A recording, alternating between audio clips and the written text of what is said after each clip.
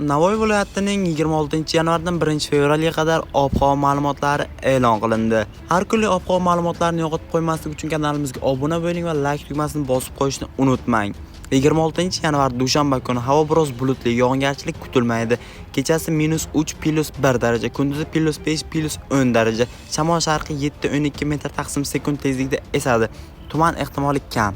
27-yanvar seshanba, ba'zi joylarda qor yog'ishi mumkin. Harorat kechasi -2+1 daraja, kunduzi +3+8 daraja. Shamol sharqdan 7-12 metr taqsim sekund tezligida esadi. Yo'llarda tuman va muzlash ehtimoli mavjud. 28-yanvar chorshanba, qor davom etishi mumkin. Ayrim joylarda tuman bo'ladi. Harorat kechasi -2+2 daraja, kunduzi +4+9 daraja. Shamol o'rtacha tezlikda. Yo'l harorati past bo'lishi sababli muzlash kuzatiladi.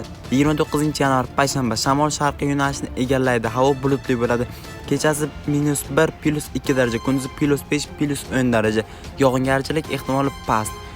30-yanvar juma kuni bulutli va sovuq havo davom etadi. Harorat kechasi -2+1 daraja, kunduzi +4+8 daraja. Shamol 6-10 metr taqsim sekund tezlikda esadi. Tuman va qisqa muddatli qor yog'ishi mumkin. 31-yanvar shanba kuni o'zgaruvchan bulutli, yog'ingarchilik kutilmaydigan havo bo'ladi. Kechasi -3+1 daraja, kunduzi +5+9 daraja. Shamol sharqiy yo'nalishni egallaydi.